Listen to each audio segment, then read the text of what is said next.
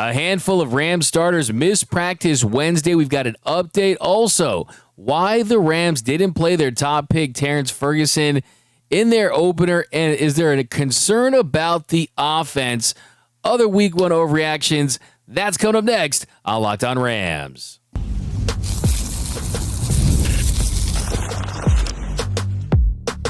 You are Locked On Rams, your daily Los Angeles Rams podcast. Part of the Locked On Podcast Network, your team every day.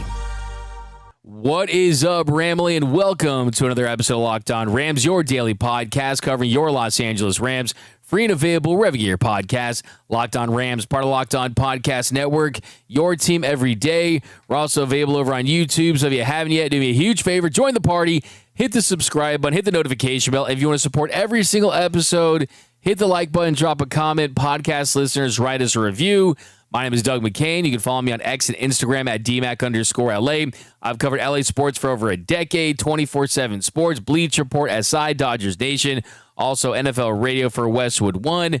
Today I'm flying solo. The People's Champ, Mr. Travis Rogers, will be back tomorrow to break down the Rams going to Tennessee to take on the Titans in this week's crossover episode. But we've got a jam-packed show. We are talking more about what happened in Week 1. Are there some overreactions we still need to get into? Why didn't we see the Rams' top pick, rookie tight end Terrance Ferguson? Sean McVay discusses the plan for him. And we got some injuries we got to get into. And we're also talking about that offense. But first, today's episode of Locked On Rams brought to you by our friends over at FanDuel. Right now, new customers can bet just $5. And if your bet wins, you'll get $300 in bonus bets to use across the app. That's pretty serious. $5. If you win that bet, you get $300 in bonus bets. But let's get right into it. So, football's back. It feels so good. Winning in Week 1 feels so good. Today, though, not great news coming out of Rams practice. After Wednesday's practice, Sean McVay, he discussed the injury situation, and right tackle Rob Havenstein and guard Steve Avila and Kevin Dotson did not participate in practice as they're dealing with ankle injuries. So we don't know how severe these injuries are right now, but with Steve Avila and Kevin Dotson both missing good chunks of the Week 1 win against the Texans after getting injured, it's going to be interesting because Avila, he came back late in the second half. Dotson never came back after he injured that ankle in the second half. And McVay said after the game that they were week to week. And on Tuesday, he talked about how it's day-to-day, week-to-week, so it didn't really indicate firmly if we're going to see them this weekend. McVay did say Wednesday that while all of them have not been ruled out for the Titans, their status is up in the air. So that's a little concerning. I mean, because Wednesday, midweek injury updates, injury reports are always something you have to take with a grain of salt. But in this case, will all of them play? Will one of them play? Two of them play? Rob Havenstein really is kind of the wild card there because Tennessee has a pretty decent pass rush, and it's early in the season that you want Matthew Stafford to stay vertical. It's very important to the success of this offense. And during their Week 1 win, Matthew Stafford was sacked 3 times. He was hit 6 times. And the other issue, too, is that the Rams, they rushed for just 72 yards on 25 attempts. That's good for a 2.9 yards per carry average. That was 29th in the National Football League in Week 1. So that's right towards the bottom. Now, the good thing is the Rams do have some depth. They have carried guys on their roster. In the event this does happen, you've got the insurance, you got the Apple Care, right? You got the top insurance. But if you lose Avila and Dotson, that would mean that you got Bo Limmer and Justin Diedick. So that's who you plug into those spots. And yes, Bo Limmer did an admirable job. Diedick as someone that can be competent for sure. Those two guys would immediately slide into a starting role. And then you got Warren McClendon, you got DJ Humphries, you got David Quessenberry. Those would be the 3 guys that would be under consideration to fill in at right tackle if Big Rob Havenstein has to miss against the Titans. So yeah, all those guys can be pretty nice substitute teachers and fill in, but that wasn't the plan. And of course, the plan changes and injuries happen in the NFL, but you want cohesion. You want the guys that you think can not just be average, but well above average, like a Kevin Dotson, like a Steve Avila, like a Rob Havenstein, versus kind of replacement level guys that you're hoping they can just hold down the fort. So hopefully these are just some maintenance. Hopefully this is just being extremely cautionary and that they're all going to play in week 2. And that definitely is the hope. So that's the update on the injuries. Now, the next thing I do want to get into is I want to talk about Terrance Ferguson, because one thing that I think is going to be really exciting about this team is the emergence of a new way to expand this offense, right? I mean, a new way to just be dynamic with this offense and to open things up. And we saw in the first game, I mean, Davis Allen, he caught the first touchdown of the year, 13-yard touchdown. That was only catch. Was not good as a run blocker. Tyler Higbee did not get one pass thrown in his direction. And then Colby Parkinson, he fumbled at the 12-yard line. The 12-yard line. I mean, you look at the win probability, it was extremely high, and then it jumped up to almost 20% after that. I mean, it really, really was a play that could have led to an epic meltdown in week 1. So all those signs kind of made you want to point towards a Terrance Ferguson expanded role as early as week 2. And Sean McVay, he was asked about Terrance Ferguson and why he didn't play. And McVay said, quote, "Ferguson is going to be a factor for us. We've got to be able to figure out a way to get him involved. He had the groin injury where he missed a bunch of time. That type of game felt like that was going to be the best approach. Obviously, great having Higbee back. I think Colby Parkinson and Davis Allen have both improved tremendously, and Ferguson is a guy that's going to be a really good player for us." So he says there, we've got to be able to figure out a way to get involved. Hey, Sean, I know a guy. His name's Sean McVay. And Sean McVay is certainly someone that has the ability to do just that. And I do think the packages are in place. The schemes are in place. It's just a matter of, okay, you want to see what you can get from the guys that have been here, from the veteran Tyler Higbee, who, yeah, I mean, clearly he's the best tight end in Rams history. Guess what? That means nothing to me. I mean, that means nothing to me as far as 2025 production, right? This is merit-based. You don't play players for what they've done in the past. You play players for what they can do for you now and what they can do for you in the future. That's why Cooper Kupp is a Seattle Seahawk right now. So you use your highest pick on this guy. You say that he was going to be potentially a first pick, even if you were picking at 26, and then you don't use him. So, look, this Rams offense, we're going to talk about it in the next segment, they need to score more points, to put it bluntly, and we're going to talk about ways they can do that. And yes, there's a lot of pros and there's a lot of positives with it, but hey, you got Terrance Ferguson for a reason. And yes, it takes a while to learn the tight end position. He did have the groin injury. Yes, there's certainly that.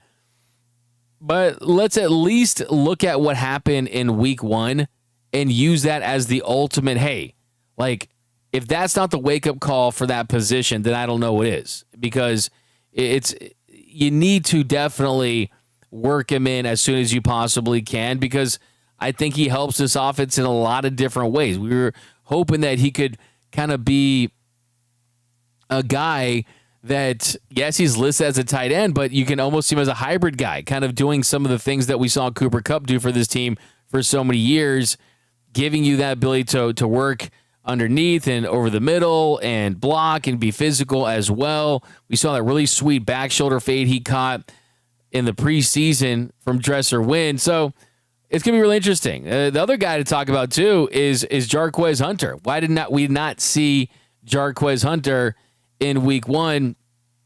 He was inactive, and he didn't play, and a running back by the name of Cody Schrader did play, who's no longer on this team. And yes, I think a lot of that has to do with the fact that the Rams do value guys that can play a lot of special teams. But Cody Schrader, he was with the Rams practice squad, and he didn't make that 53-man roster, and then he ended up signing to the active roster with the Jaguars. So they got poached. They lost him. I don't think you're losing very much. I mean, he was a gritty player for sure, but you got running backs ahead of him that are going to help this team this year. So curious to see what this means for Jarquez Hunter. Does he need to embrace special teams more? Does he need to impress more to win his coaches over for whatever reason? So that's kind of the big thing right now as far as the rookies are concerned. What are the kind of the big storylines surrounding them? It's Terrance Ferguson and it's Jarquez Hunter. So I think Hunter, the big key for him is accepting that they have Kyren Williams. This is his backfield. Behind him, you have Blake Corum. Hunter's a guy that can bring those explosive elements, can also bring the hammer too. You got to embrace special teams. I'll give you a perfect example. Jordan Whittington embraced special teams. In the first game, you got that big run back negated after that Troy Reader holding. You got another one that was called back, but you saw some moments that I think that Jordan Whittington had earned because of what he did on special teams last year. So, I mean, I think that goes a long way. We've seen, Ben Skoranek, there's just so many examples of if you embrace special teams, good things will happen. And look, typically it's the MO of this organization to kind of go slow with some of the rookies and not rush them onto the field, to kind of just ease them into the fold. But this is a different era of Rams football in that it's not a huge window with Matthew Stafford, right? Let's see what you have early on. And I think that getting these guys into the fold as early as this week, I think is going to be big. But coming up next, we got some more overreactions to get into. We're also talking about this Rams offense. Do we need to see more from the Rams offense? And have they improved from last season? Yes, it's just week one, but that's why it's fun to do some week one overreactions. That's coming up next on Locked On Rams. When the opening whistle blows on a new repair, get your crew moving forward with Supply House. Order today and see parts on your doorstep tomorrow. Over 280,000 plumbing, HVAC, and electrical items from the most trusted brands in the business. Their real-time inventory and honest lead times keep you from punting projects, while their industry-leading customer service always has your blind side covered. What I love about this place is if you need parts for a fast project, you're looking to build something in the yard, in the backyard, the garage, just anything you got as far as a project, Supply House has next-day delivery, and that's an absolute game changer. The part finder tools and 3D schematics can save you hours on jobs where every detail matters. Their Trademaster perks, too, the priority shipping and dedicated support make the whole process smoother. Join the free Trademaster program today and score serious perks like priority shipping, lower prices, and a dedicated support line. Visit supplyhouse.com to sign up for free and use promo code SHNFL5.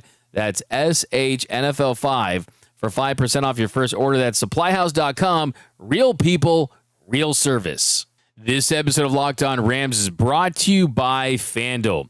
The NFL season is here, and FanDuel is making sure you're ready for kickoff with a can't-miss offer. Right now, new customers can bet just $5, and if your bet wins, you'll get $300 in bonus bets to use across the app. And I love FanDuel. It's the most trusted. It's the best as far as the information, the lines. You guys know I got my MVP, Lamar Jackson. I've got the Rams winning it all. They had a plus 2,000 to start the season. And I love using FanDuel because it fits however you like to bet. Player props, building a same-game parlay, or even jumping in live as the action unfolds. It makes every game more exciting, whether you're watching your team or just keeping an eye on your fantasy lineup. It's quick, easy, and the best way to add a little more energy to your Sundays. So are you ready to play? Download the FanDuel app now by visiting FanDuel.com to get started. That's FanDuel.com to place your first $5 bet. And we are off and running here on Locked On Rams. Thank you for making Locked On Rams your first listen every single weekday. Free and available wherever you get your podcast. Locked On Rams, part of Locked On Podcast Network, your team every day. Also want to give a big shout out to those everyday listeners out there watching and listening to every single episode of Locked On Rams. Cannot thank you enough. We've picked up a lot of new viewers, a lot of new listeners lately. We give a big shout out and tell you that now is the time to join that Everyday Listeners Club. That's where you listen to every single episode, Monday through Friday, and the postcast, the squad shows with myself, Gavin Carlson, and former Ram Michael Brockers. So tune in there. Then you'll miss a thing about your favorite football team. All right, here in our second segment, we're talking about this Rams offense. And before we get into it, that was really interesting because Cooper Kupp, he was doing some social media hit for the Seahawks, and he mentioned some things about the Rams offense that I think is interesting as far as how it pertains to today and how it's going to continue to evolve. Cooper Kupp said about the Rams offense with Sean McVay early on, he said, in 2017, 2018, Sean McVay's offense is ahead of the game. There were times we were running plays and I'm like, they have no idea what is going on. And we were just manipulating them, moving them to where we wanted them to go. It was just stupid. And yes, that's how it felt. Like, let's be honest. Like, when you're watching those early Sean McVay offenses, when it was the Rams and the Chiefs were the top two teams as far as overall offensive production, receiving yards, the running game, you had Todd Gurley, you had Gerald Everett catching touchdowns. You had Tyler Higbee and Brandon Cooks and Robert Woods and Cooper Kupp. Like, it was electric. It was fantastic. And then late in 2018 and 2019, Cooper Kupp, he noticed that you start to see defenses start to adjust and look for different ways to neutralize the Rams' high-powered offense, which, like I said, they led the National Football League in just about every offensive category during that stretch. And he said it was Vic Fangio's system and him using cover 4 looks. You had 6-man fronts that made a concerted effort to limit the amount of explosive plays down the field, that things started to change. Kupp said, quote, 2019, you started to see some more of this cover 4, some of this 6-1 stuff. You see safeties now playing things from depth and being able to cancel things across. 2020 comes and Brandon Staley gets hired to L.A. Brandon Staley was the Fangio in Chicago. Staley in 1 year puts together the number 1 defense in the league. So, yeah, Staley, I mean, in his 1 year with the Rams as their defensive coordinator in 2020, he was going with that Vic Fangio system, but he kind of adjusted a little bit when it came to it's going to be about recognizing different concepts and just matching coverages out there, which is a little different than just going back into cover 4. And Kupp said, quote, Staley's thing is all about concept recognition, concept match, being able to cancel routes, so move on to new things. Now you've got a defense that's not dropping the spots, but now they're playing the offense. And now more and more of this is shifted and molded into this defense and how they're holding these shells and being able to say, hey, you aren't going to be able to see what we're doing pre-snap. We're going to show you late. We're going to bring pressure from all different directions.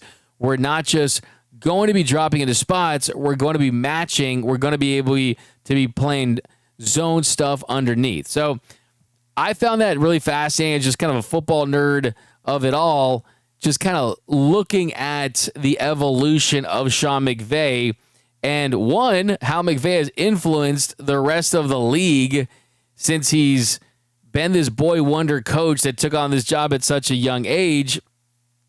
And it kind of shows you, hey, no matter how great my play calling is, no matter how great my schemes are, no matter how much I'm giving you the kind of the illusion of complexity as it's been described, there's always evolution. It's inevitable. It's natural, right? Kupp also said the complexity of the defenses have gone so much more because the offenses also started doing so much more. You have to be able to have answers for it defensively.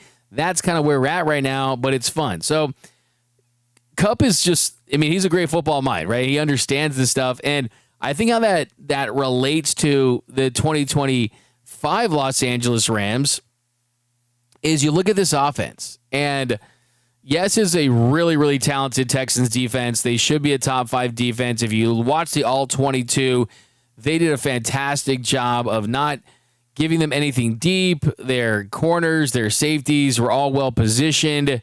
And Matthew Stafford sells his first game back after the back injury, and you're not playing a lot of preseason games, not a lot of chemistry with you and Davante Adams. We get it. I understand.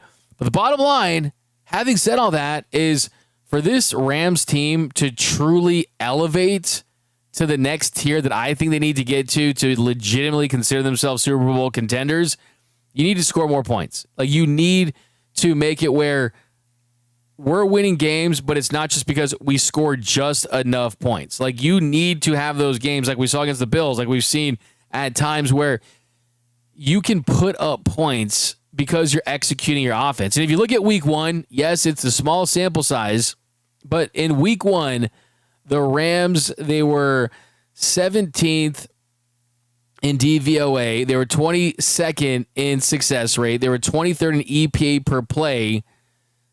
For all their drives in the game, 22.2% of those drives ended up in a score. That was 29 out of 32 teams. They were 14 yards per play. You didn't see them sustaining and continuing to just build drives. They had 18 first downs. That was 19th. So you're expecting more out of this offense. This team should have scored more than 14 points. Yes, they would have most likely if Colby Parkinson doesn't fumble that. It should have been a 21-9 game at the very least. But the truth is, it really should have been like a 28-9 game if this offense has improved like we hope it has. Because it doesn't make a lot of sense to me. And when you think about it this way, this Rams team, they have not scored in the first quarter of a game for a touchdown. They haven't taken to the end zone. They haven't scored a tutty since the first quarter of the Week 14 win against the Buffalo Bills. Major statement win, but it's been that long. In Week 15 and 16 and 17 before the playoffs, they did not score a touchdown in the first quarter. So for all this talk about the offensive line continuing to improve and the addition of Davante Adams and Puka Nacua taking a step up, and you bring back Tutu Atwell, and then even he didn't really produce. Xavier Smith caught the longest pass of the game for the Rams. It was a 36-yard catch down the left sideline. So, yes, it's not an excuse. It's more of an explanation. I think the explanation is good defense by the Texans, really good defense, potentially elite defense for the Texans. Matthew Stafford still working his way back, but he was elite as far as PFF goes. 5 big-time throws, no turnover-worthy throws. I mean, all this stuff, advanced metrics, really liked the day he had. And I do think the potential is there. It's just, look, we have to look back, and you don't do it after week 1, right? Week 1, that's not enough time to truly assess what this offense is capable of. But week 5, week 6, we're going to look back and say, oh, is this just still the same team that's scoring like 21 to 24 points a game and leaning on the defense? If that's the case, I'd be concerned about the long-term prospects of this team. The good news is I believe in the Rams offense. I do think they have the potential to be elite. Remember, top 10 defense, top 10 offense, that is the goal. And one thing that you have to really love, there's a couple things you really like to love from week 1. Turnovers were clean. Matthew Stafford feeling healthy. Davante Adams showing some signs. Puka Nacua was absolutely elite. 10 catches for 132 yards. And the snaps, I mean, he missed 15 snaps because of the injury when he got hit in the face. He was just bleeding like a warrior. But what really stands out is Davante Adams' presence as a true outside guy, which you didn't have with Cooper Kupp last season. Puka Nacua was lined up in the slot 64% of the routes he ran. That is huge to have Puka Nacua have that ability to do that, because when you got Cooper Kupp, when you had Davante Adams, it was just different, right? I mean, Puka can line up anywhere. The X, the Z, the Y, he can just move it all around, and he can have success for this team. That's going to be huge for the impact that he has. And there's also the yak. I mean, Puka had 51 yards after catch, the 51 yak yard. So he's got that physical element. So I still think that we are going to see a different, more opened up version of this Rams offense. I mean, Puka Nacua had 37.9% of the target shares. So that's in a game that he missed time. So what would that number look like had he played the whole game? You can't ride him that hard all season long. Like, you need to mix things up. You need to spread it around. You need to get Devontae Adams and Jordan Whittington and Tutu Atwell, Xavier Smith. This offense needs to be more dynamic. The running game needs to be better. You need to get Terrance Ferguson or a tight end involved, or this is not the offense that we had hoped that it would be. I have faith in these guys. I think this team is going to be really good. I think that, yes, this is overreacting to week one, but just because it is an overreaction to week one, just because it is, does not mean I don't want to put it out there and plant my flag. Hey, the offense is on notice, right? I mean, if you need to take some targets away from Puka, take some targets away from Devontae Adams, you take 3-4 targets away from those guys each, and you give it to Whittington. You give a couple deep shots to Tutu Atwell, verticals. You kind of just spread things around. You're a little more unpredictable, right? I mean, you got to let the big dogs eat, and we know that that's the case, and that bowl, it's going to be Puka and Devontae eating most of the food in that bowl. But you got to leave some food for the other guys because it's a long season, and those guys are talented and help this team, too, in a different way. I think that after rewatching the game, I think Jordan Whittington, he needs more touches. I mean, he's Puka Nacua-ish. The physicality, the way he fights for the football, attacks the football. And look, Puka's dealt with injuries. So, I mean, the better production you can get from some of the role players, the better this offense is going to be. I do want to point out, you look at when the Rams added Odell Beckham Jr. during the Super Bowl year, it took a couple games. It took a couple games to get on the same page with the staff, to get on the same page with his teammates, and just kind of get it going. And this almost feels preseason-ish as far as these guys. So, hey, as long as you're winning, this is always okay. It's always okay to be a WIP, a work in progress while you're winning. But, hey, I mean, that's why you tune into this show, right? You kind of want to look at every nook and cranny that we can improve this team. But coming up next, some more overreactions and something you need to know heading into week 2. That's coming up next on Locked On Rams. This episode of Locked On Rams brought to you by our friends over at Mazda. Mazda crafts cars for those who do more than simply move. Mazda delivers confidence with every ride with more IIHS Top Safety Pick Plus awards than anyone else as of August 2025. From footwork to breathe work, athletes sweat all the details. Mazda brings the same intention to how we craft every model. You can feel Japanese craftsmanship in every detail, from the metallic accents to available Napa leather upholstery.